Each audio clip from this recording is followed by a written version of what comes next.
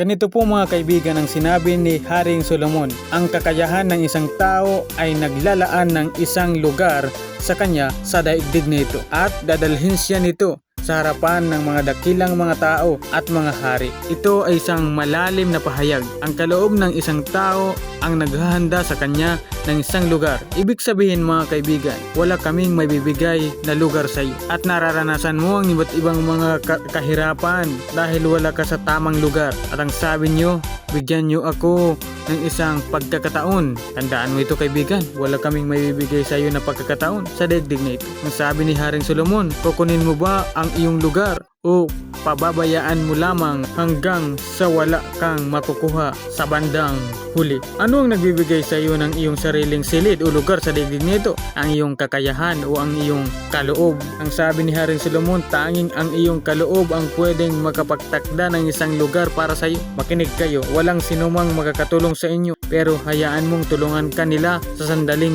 natuklasan mo na ang iyong mga kakayahan. Kailangan ka ng mga tao dahil sa iyong kaloob, hindi dahil maalaga ka sa kanila. Tandaan mo, ikaw ay nilalang bilang isang tagapamahala, isang namamahala sa isang lugar na akma sa iyong mga kakayahan o sa iyong mga kaloob na kung saan ito po mga kaibigan ay inilagay ng Diyos sa loob mo. Kaya huwag kang mamatay bilang isang tagasunod lamang. Huwag kang mamatay na mahirap lang kayo. Huwag kang mamatay na talunan kayo.